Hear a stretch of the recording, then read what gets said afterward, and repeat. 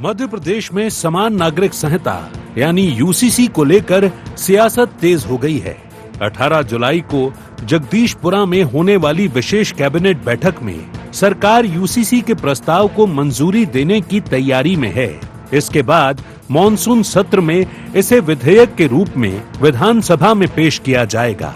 मुख्यमंत्री डॉक्टर मोहन यादव का कहना है कि समिति की रिपोर्ट मिल चुकी है और सरकार जल्द से जल्द यूसीसी लागू करने के लिए प्रतिबद्ध है।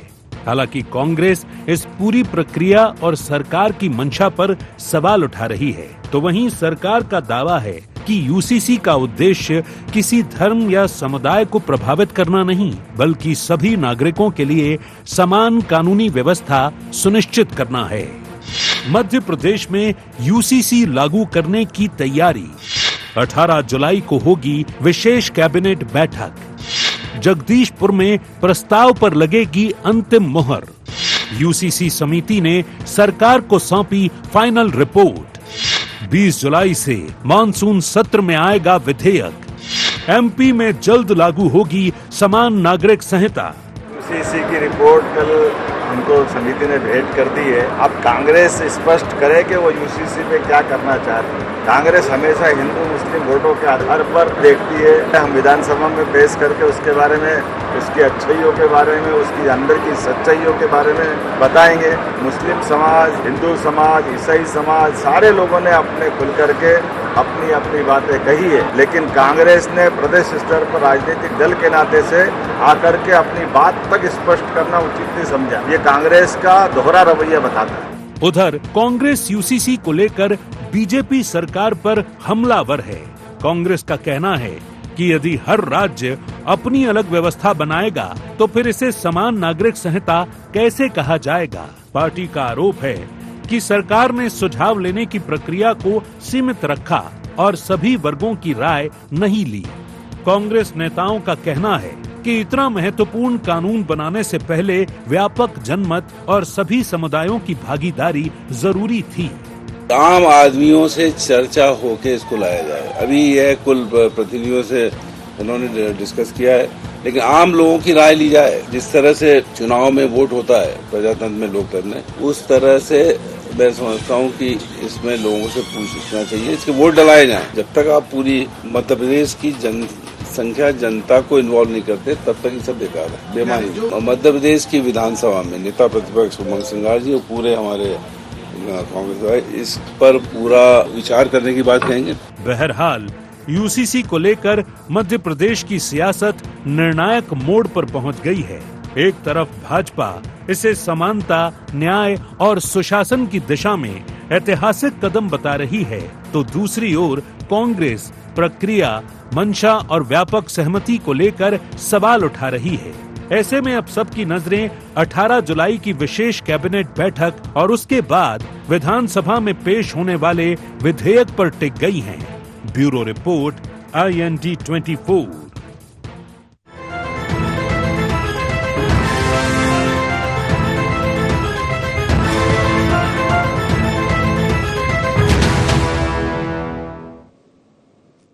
नमस्कार, IND एजेंडा यूसीसी कानून का काउंटडाउन में आप सभी का स्वागत है। मैं हूं आपके साथ दिव्यांशु जोशी।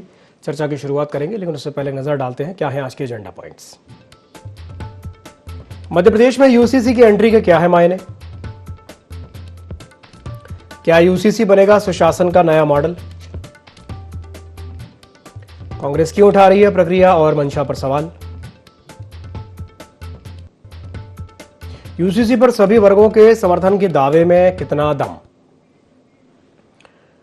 तो मध्य प्रदेश में समान नागरिक संहिता यानी कि यूसीसी को लेकर के अब जो सियासत है वो तेज हो गई है। 18 जुलाई को जगदीशपुर में होने वाली विशेष कैबिनेट की बैठक में सरकार यूसीसी के प्रस्ताव को मंजूरी देने की तैयारी में है। अब इसके बाद मानसून सत्र में इसे विधेयक के रूप में विधानसभा में पेश किया जाएगा। मुख्यमंत्री डॉक्टर मोहन यादव कह रहे हैं कि समिति की रिपोर्ट मिल चुकी है और सरकार जल्द से जल्द यूसीसी लागू करने के लिए प्रतिबद्ध है। हालांकि कांग्रेस इस पूरी प्रक्रिया और सरकार की मंशा पर ही सवाल उठा रही है और आज इसी विषय को लेकर के हम चर्चा करेंगे। कुछ खास मेहमान हमारे साथ चर्चा में शामिल हो रहे हैं, आपको परिचय करा देते हैं। हमारे साथ चर्चा में जुड़ रहे हैं डॉक्टर प्रेम व्यास, मीडिया पैनलिस्ट हैं मध्य प्रदेश भारतीय जनता पार्टी के। डॉक्टर व्यास, स्वागत है आपका ND24 में। हमारे साथ जुड़ रहे हैं फिरोज सिद्दीकी जी, प्रवक्ता हैं मध्य प्रदेश कांग्रेस के। फिरोज जी, आपका भी स्वागत है ND24 में। और हमारे साथ जुड़ रहे हैं रमेश शर्मा जी, वरिष्ठ पत्रकार हैं। सर, आपका भी स्वागत है ND24 में। शुरुआत में चलिए आपसे ही कर लेता हूँ। सर, यूसीसी को लेकर के जो बात सरकार कह रही है कि इससे सुशासन आएगा, सुशासन की स्थिति निर्मित होगी मध्य प्रदेश में। अच्छा, कांग्रेस जो ये तर्क दे रही है कि भाई अगर हर राज्य अपना एक अलग यूसीसी लेकर के आ जाए तो फिर वो समानता कहाँ रही, वो समान नागरिक संहिता कैसे कहलाएगी? क्या कहेंगे सर? मुझसे पूछा? जी जी, आपसे। देखिए, स्वाभाविक रूप से समान नागरिक आचार संहिता संविधान के जो नीति निर्देशक तत्व हैं उसमें आती है और लगभग हर सरकार के समय समान नागरिक आचार संहिता की बात उठी है। और नेहरू जी सैद्धांतिक रूप से इसके समर्थक थे और उन्होंने कहा था कि लेकिन इसके लिए सब लोगों को तैयार किया जाना चाहिए। वो भारत के कई राज्यों में समान नागरिक आचार संहिता पहले दिन से लागू है। गोवा में लागू है, सिक्किम में लागू है, पांडिचेरी में लागू है और कई जगह लागू है।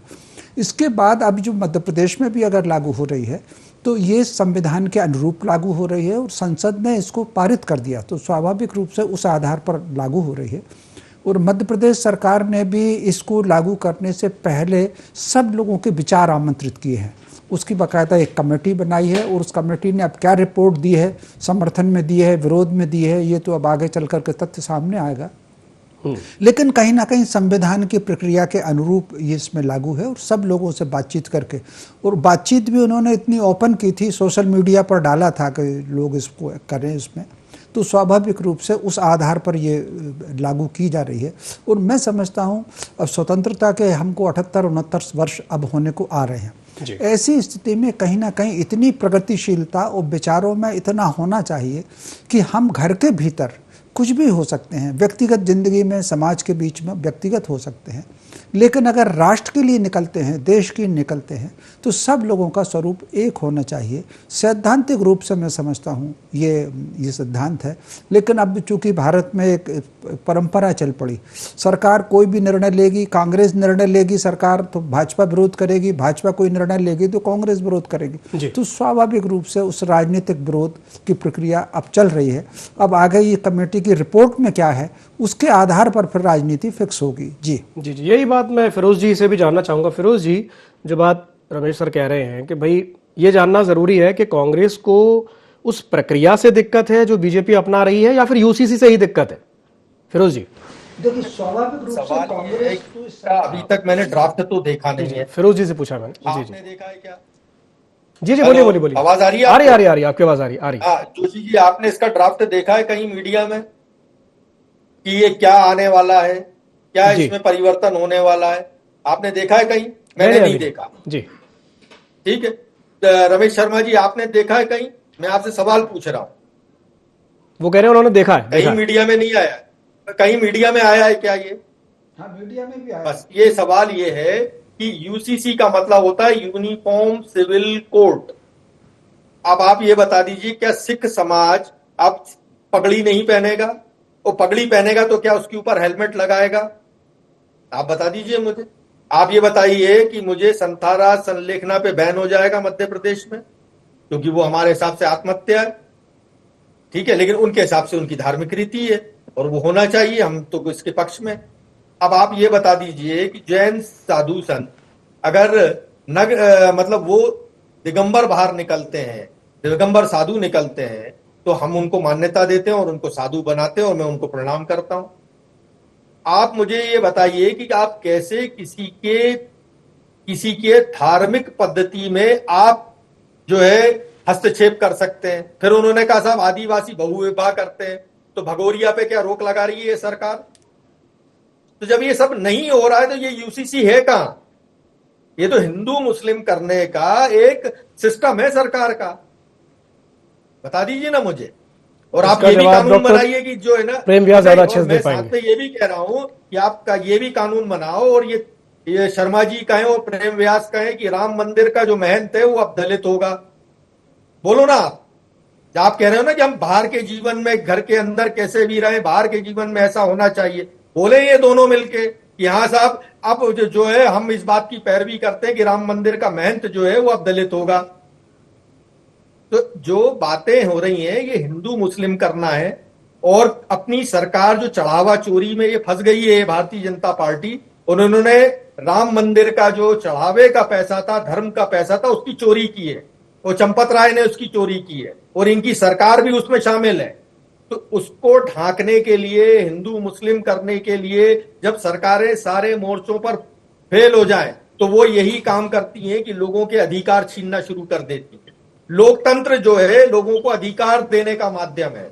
अगर आप जोशी जी हैं, दिव्यांशु जोशी जी हैं, तो मैं लोकतंत्र वो है जो आपको अधिकार देगा।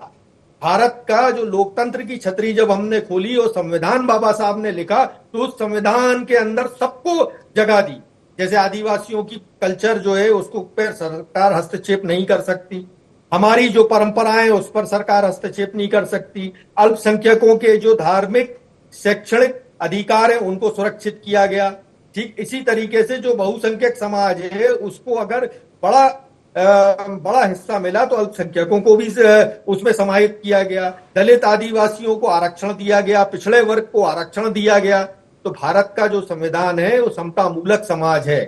किसी के अधिकार छिनाना, अगर यूसीसी लागू करना है, कुछ चीजें हैं जो गलत हैं तो आप उस पर लागू करिए, सरकार एक बहस करे, अपोजिशन को बुलाए और तमाम जितने जो संगठन है उनको बुलाइए और चर्चा करिए। अच्छी बात है, हम तो तैयार हो जाएंगे इस बात के लिए कि कोई आप नया नवाचार करना है। लेकिन आप क्या करना चाहते हैं? मुसलमानों का बहु विवाह बंद कर देंगे, दलित आदिवासियों का जारी रहेगा।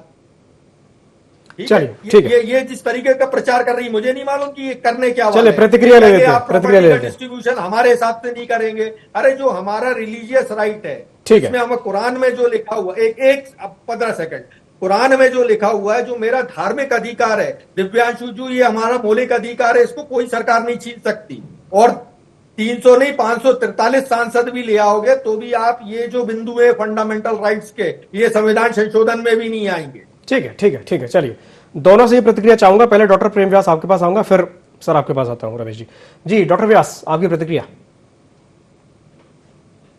मुझे लगता है दिव्यांशु जी इन्होंने कानून को समझा ही नहीं और इसीलिए बहस करने का काम कर रहे हैं। अब कानून को इसलिए नहीं समझा क्योंकि आदरणीय बाबा साहब ने तो स्वयं अनुच्छेद 44 का समर्थन करा था। ये बाबा साहब का नाम ले रहे हैं। और 1956 में जब हिंदू कोड बिल आया था, नेहरू जी लेकर आए थे, तब क्यों भाई किसी एक पक्ष के लिए अलग नियम बना दिए गए थे और किसी एक पक्ष के लिए अलग नियम बना दिए थे कहते? क्यों आप समर्थन कर रहे थे उस समय? राम मंदिर में आप दलितों की बात करते हो, 1500 वहां पर लोग हैं जो काम करते हैं, 8 लोग अगर वहां पर भ्रष्ट पाए गए तो उनके खिलाफ कार्रवाई हुई है। और आप ही लोग थे ना जो राम जी के अस्तित्व में प्रश्न उठाते रहे थे। और आज क्योंकि राजनीतिक मंशा आपकी है, इसीलिए आपको देश तो नकार चुका है, आपको 20 राज्यों में नकार चुका है, आपको 3 बार सरकार से नकार चुका है, मध्य प्रदेश में आपको लगभग 25 वर्षों से नकार चुका है। इसीलिए आप जो है राम जी के पीछे छुपने का काम कर रहे हैं। अब दूसरी तरफ है कि किसी के भी कानून अधिकार समाप्त नहीं होते। सर्वप्रथम आपको यह स्पष्ट कर दूं, दूसरा 93% लोगों ने समर्थन करा है, जिसमें 70% मुस्लिम महिलाओं ने भी समर्थन करा है। और उसके बाद में जब शाहबानो केस हुआ था तब कहां गया था भैया समाज? जब इमराना वाला फतवा आया था तब कहां गया था समाज? जब कहा गया था कि वो उसके ससुर की जो है वो पत्नी बन जाएगी और पति की मां बन जाएगी। इस तरह के आपने अगर कानून करे थे तो निश्चित रूप से आज समान नागरिक संहिता की आवश्यकता है। सभी को समान अधिकार मिले, चाहे वो मुस्लिम बेटी हो चाहे वो हिंदू बेटी हो। और इसीलिए इस नियम को लेके आ रहे हो कि राज्यों के अधीन है। और उसके बाद में जब राज्य अपने स्तर पर लागू करेंगे तब व्यापक राष्ट्रीय सहमति के अनुसार एक राष्ट्र में एक नियम भी लागू किया जा सकता है। तो मुझे लगता है सर्वप्रथम तो राज्यों के अधिकार में है, जिसका उल्लेख संविधान पीठ में। और 2018 में BS चौहान साहब की जो पैनल थी उसने कहा था कि भैया नियम बनाए जाए।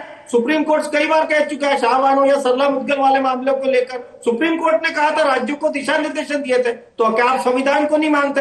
आप सुप्रीम कोर्ट को नहीं मानते? आप बाबा साहब को नहीं मानते? और मुझे लगता है कि व्यापक चर्चा की जो आवश्यकता थी उसको की गई और लगभग 9.5 लाख सुझाव आए। एक भी सुझाव नहीं आए, 9.5 लाख सुझाव आए। और आज अगर अधिकार देने की, दिव्यांशु जी आज अगर अधिकार देने की बात करते हैं, मुझे बताइए सुन्नी बोर्ड में कितने शिया मेंबर होते हैं? शिया बोर्ड में कितने सुन्नी मेंबर होते हैं? बताइए भाई, आज बता के जाना आप। दूसरा मुझे बताइए कि वे अधिकार प्रदत्त होने के बाद में गद्दी, गोसली, नाई, जो अलग अलग बहना, उसके बाद अहमदी, कितने लोगों को आपने अधिकार दिया है? नहीं दिया ना। इसीलिए कहा है कि सबके अधिकार सुरक्षित हो और इसमें किसी भी धार्मिक या सांप्रदायिक धार्मिक भावना या पूजा पद्धति के अंतर्गत कोई बदलाव नहीं आएगा। इसलिए यहाँ पर भ्रम फैलाने की आवश्यकता नहीं है। दूसरा, ST/SC समुदाय को, ST को स्पेशली, जो संविधान में जो पूर्व से उनकी परंपराओं के अनुसार जो नियम बने हैं संवैधानिक प्रक्रियाओं के अनुसार, निश्चित रूप से वो उसका पालन करते रहेंगे, अपनी परंपराओं का पालन करते रहेंगे। लेकिन आपके लिए ये राजनीतिक मंच है और हमारे लिए संवैधानिक मंच है। संविधान ठीक है, बाबा साहब ने कहा है, सुप्रीम कोर्ट का निर्देशन है, और निश्चित रूप से और जब वो 3 तलाक वाला मुद्दा था, कांग्रेस तब भी विरोध कर रही थी। ठीक है, मुनव्वर राणा ने सबसे ज्यादा विरोध करा था, उनकी पुत्री हिबा राणा, उसको भी 3 तलाक दिया गया था और इसी कानून के तहत उसको भी न्याय मिला है। तो हमने तो ये प्रदत्त कराया कि वो कोई भी परिवार हो, कोई भी बेटी हो, विवाह, तलाक, संपत्ति, गोद लेना, लिव इन, इन सब चीजों का उसमें उल्लेख है। तो मुझे लगता है कि व्यापक चर्चा हुई है, आपको पहले समझने की आवश्यकता है, और कानूनी पहलू कहां कमजोर है सबसे पहले तो ये बताइए, और दूसरी बात है कि संवैधानिक नियमों का कहां पालन नहीं हो रहा है, दूसरी चीज ये बताइए, तीसरी चीज किसके अधिकार समाप्त हो रहे हैं। भैया अधिकार में बढ़ोतरी है, अधिकार समाप्ति नहीं है, इसीलिए विरोध के ओर उमंग सिंघार साहब तो अपनी राजनीति, ठीक है, अधिकारों में बढ़ोतरी या अधिकारों की समाप्ति, ठीक है, हिंदू आदिवासी नहीं। ठीक है। रमेश सर से एक टिप्पणी चाहूंगा इस पर, फिर आपके पास आता हूं। फिरोजी जी, रमेश जी क्या कहेंगे? वो कह रहे हैं कि अधिकारों, आपकी आवाज नहीं आ रही है। जी, मैं ये बोल रहा हूं कि अधिकारों की बढ़ोतरी हो रही है, अधिकारों की समाप्ति हो रही है, इस पर भी एक टिप्पणी सर आपसे चाहूंगा। देखिए, मोटे तौर पर इसमें कोई शक नहीं कि इसमें महिलाओं के कुछ अधिकार बढ़ेंगे। एक बात मोटे तौर पर समझ लीजिए, भारत के क्रिमिनल लॉ में समान आचार संहिता लागू है। कोई अगर हत्या करता है तो उसको एक सी सजा मिलेगी, चोरी करता है तो उसको एक सी सजा मिलेगी। हालांकि धार्मिक तौर पर कुछ शरीयत में सजाएं अलग हैं, हत्या की अलग है, बलात्कार की अलग है, लेकिन क्रिमिनल लॉ में सब लोगों को समान अधिकार मिलते हैं, समान सजाएं मिलती हैं, समान अधिकार है कानून को रिपोर्ट करने का। इसमें जो परिवर्तन आएगा वो थोड़ा सा सिविल लॉ में परिवर्तन आएगा, विशेष तौर से लड़कियों को संपत्ति में बराबरी के अधिकार को लेकर के। उसमें अगर कोई पारिवारिक स्तर पर फैसला कर लेगा तो उसमें कानून हस्तक्षेप करेगा ही नहीं। जैसे एक उदाहरण के लिए बताता हूं, जैसे हिंदुओं में अभी भी लड़कियों को संपत्ति का बराबरी का अधिकार है, लेकिन कितने घर ऐसे हैं, जैसे मेरे अपने घर में ही लड़कियों ने कहा कि हमको नहीं चाहिए, आवश्यकता पड़ी तो लिख कर दे दिया, उसमें कानून ने कोई हस्तक्षेप नहीं किया। मेरी पत्नी ने क्लेम ही नहीं किया मायके की संपत्ति पर। लेकिन अगर कहीं कोई लड़की क्लेम करती है तो उसको फिर सिविल राइट्स, उसको अधिकार मिले। तो लगभग एक यही परिवर्तन आ रहा है। जैसे मान लीजिए मुस्लिम समाज में भी, मुस्लिम समाज में किसी ने 3 तलाक कहा और किसी ने स्वीकार कर लिया, दोनों पति पत्नी अलग हो गए, उसमें कानून हस्तक्षेप ही नहीं करता। लेकिन अगर किसी ने अप्रोच की, पुलिस को अप्रोच की, कानून को अप्रोच की, तब वहां कानून लागू होगा। तो स्वाभाविक रूप से सिविल राइट्स में थोड़ा सा जो भी अदालत को अप्रोच करेगा, प्रशासन को अप्रोच करेगा, धाराएं उस पर वहां पर लागू होंगी। मैं समझता हूं किसी की धार्मिक आस्था पर, धार्मिक परंपरा पर किसी प्रकार का कोई हस्तक्षेप नहीं है। जिसको चर्च जाना है वो चर्च जाए, जिसको मस्जिद जाना हो मस्जिद जाए, जिसको शिव जी की पूजन करना हो वो शिव जी की पूजन करे, जिसको गणेश जी की करना हो वो गणेश जी की करे। किसी की धार्मिक, और किसी को अगर नहीं करना है, किसी को नास्तिक रहना है, तो उसमें भी किसी को हस्तक्षेप नहीं कि आपको किसी मंदिर में, मस्जिद में, उसमें जाना नहीं है। तो स्वाभाविक रूप से किसी की धार्मिक परंपरा में कोई हस्तक्षेप नहीं। सिविल राइट्स में थोड़ा सा परिवर्तन आ रहा है, महिलाओं को उसमें बराबरी के अधिकार उसमें मिलने वाले हैं। ठीक है जी, फिरोज जी आप बोलिए। देखिए, ऐसा है, कांग्रेस इस बात के लिए विरोधी है कि किसी के धार्मिक अधिकारों से छेड़छाड़ नहीं होनी। मैंने अकेला मुस्लिम्स का नहीं बताया, हिंदू भी बताए, सिख भी बताए, मैंने जैन भी बताए, कि तमाम समुदाय। अब अगर हिंदुओं में बात करें तो इनके यहाँ 2 प्रॉपर्टी का इनहेरिटेंस का सिस्टम है, एक दाया भागा है, एक मिताक्षरा है। तो अब आप किससे करने जा रहे हो? दया भागा से करोगे या मिताक्षरा से करोगे? बहुत सारे जब डाइवर्सिटी इस देश में है, हमारा देश अनेकता में एकता की बुनियाद पर खड़ा है, लोगों की धार्मिक आस्था है, अध्यात्म जो है इस देश, ये भारत जो है अध्यात्म की धरती है। हर धर्म का व्यक्ति बड़ा धार्मिक है। हम लोग हज में जाते हैं तो हज में भी कहते हैं कि भारत के मुसलमान सबसे ज्यादा धार्मिक है। ये अरब के मुसलमान कहते हैं, अरब के लोग नहीं, पूरी दुनिया कहती है कि भारतीय मुसलमान सबसे ज्यादा धार्मिक है। तो हमारा ये कहना है कि किसी की धार्मिक आस्थाओं को आप हस्तक्षेप मत करिए। उसमें कहीं कोई लोगों का जो धार्मिक, जो मेरी रिलीजियस प्रैक्टिस है, जो मेरी धार्मिक रीति नीति है, उस पर सरकार हस्तक्षेप ना करे। आर्टिकल 25 के तहत ये मेरा फंडामेंटल राइट है। तो बस हमारी आपत्ति वहीं तक है, इससे ज्यादा कांग्रेस पार्टी की कोई आपत्ति नहीं है। अगर आप कोई परिवर्तन करना चाहते तो करिए। अब इस्लाम में प्रॉपर्टी डिस्ट्रीब्यूशन बिल्कुल स्पष्ट लिखा हुआ है कुरान में कि 12.5% पत्नी का, 25% आपकी बेटियों का, 67.3% जो है आपके बेटों का। अब हम 1400 साल से इसको मानते आ रहे हैं, ये हमारे कुरान का हिस्सा है। अब आप अगर इसमें हस्तक्षेप करेंगे तो हमको सुप्रीम कोर्ट जाना पड़ेगा। हमारा वहीं तक सरकार से है। आप कहते हो कि आप आधार कार्ड बनवाओ, क्या मैं नहीं बनवाता? आप कहते हो कि पासपोर्ट इस तरीके से बनेगा तो क्या मैं ये नहीं बनवाता? आप कहते हो SIR होगा तो क्या मैंने SIR में भाग नहीं लिया? तो ये भी तो हमारे सिविल राइट्स हैं, लेकिन हमने उन सबका पालन किया क्योंकि यहाँ हमारा धर्म का कहीं मसला नहीं है। ठीक है, चलिए प्रतिक्रिया ले लेते हैं। हमारा वहीं तक आपत्ति है। ठीक है, ठीक है, ठीक है जी।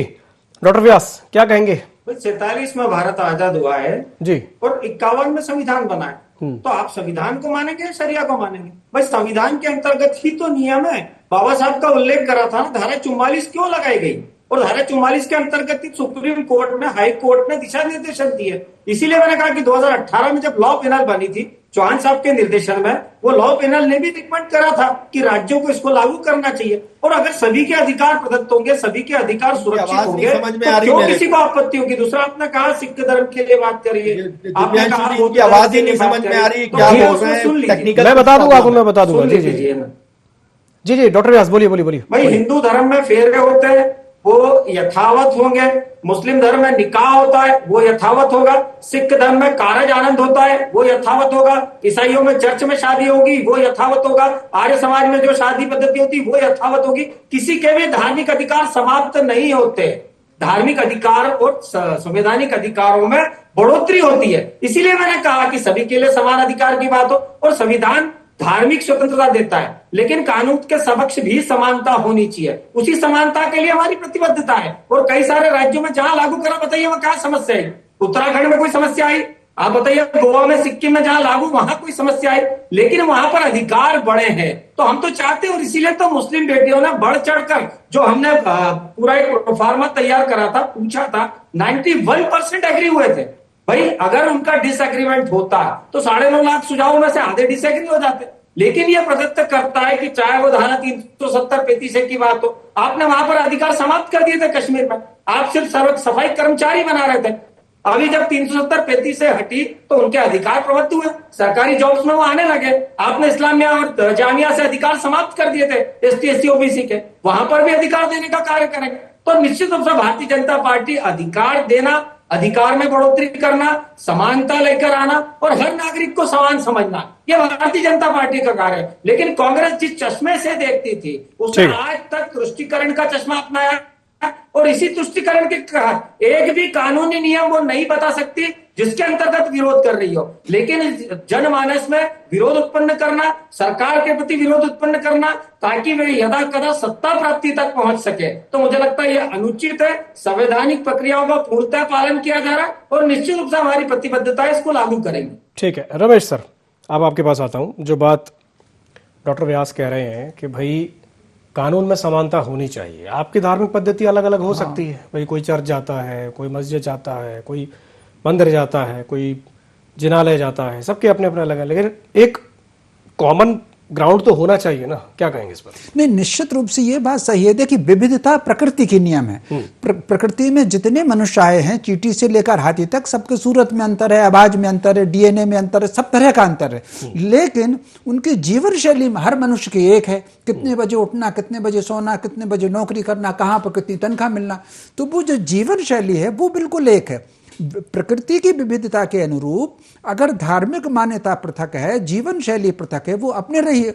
लेकिन अगर कानून के पास जाएंगे तो एक देश का कानून एक होना चाहिए जो सब पर समानता का लागू हो। अगर पड़ोसी की बेटी को अपने पिता की संपत्ति में अधिकार नहीं है और दूसरी बेटी को अधिकार है, तो ये असमानता है। तो कहीं ना कहीं इसमें मनोवैज्ञानिक प्रभाव पड़ता है, कई तरह के मनोरोग जन्म लेते हैं। मान करके चलिए कि अभी 80% विधाओं में समर्थन है, फिर लोकतंत्र अगर चलता है तो बहुमत के आधार पर चलता है। तो स्वाभाविक रूप से केवल सरकार ने अपने बहुमत से या संविधान के प्रावधान के आधार पर इसको लागू नहीं कर रही। इसकी बाकायदा उन्होंने कमेटी बनाई है और कमेटी बना करके लोगों को सुझाव लिए हैं और वो सुझाव उन्होंने सार्वजनिक तौर पर मांगे हैं। सोशल मीडिया पर भी मांगे हैं, बाकायदा एक उन्होंने उसकी लिंक जारी की है, समाचार पत्रों में भी छपे हैं, निरंतर समय समय पे बात की है। तो अगर बहुमत जो है इसके समर्थन में है तो मैं समझता हूं बहुमत की भावना को स्वीकार करके चलिए इसको ठीक लागू होना। है, जी जी, बहुमत वाली बात तो आपने बिल्कुल सही कही, लेकिन जो बात फिरोज जी कह रहे हैं कि जो इनहेरिटेंस का उन्होंने एक एग्जांपल दिया कि उनके यहाँ शरीयत के हिसाब से जो परसेंटेज उन्होंने मेंशन किया कि इतना परसेंटेज बेटी का, इतना परसेंटेज बेटों का, तो क्या वो ये कॉन्ट्राडिक्ट नहीं करेगा, क्या ये विरोधाभासी नहीं हो जाएगा अगर ये यूसीसी आता है तो उनके उस कानून के हिसाब से? देखिए, मोटे तौर पर लागू होने के बाद अधिकार तो है, सुप्रीम कोर्ट वगैरह जा सकते हैं, तो स्वाभाविक, जैसा कि मैंने पहले कहा है कि इसमें बहुत मामूली परिवर्तन महिला अधिकार को लेकर के है, बाकी और कहीं पर कोई किसी तरह की कोई इसमें हस्तक्षेप नहीं है। शादी अगर किसी तरीके से कोई करता भी है, लव मैरिज कर लेगा तो कर लेगा, उसमें क्या दिक्कत है किसी को।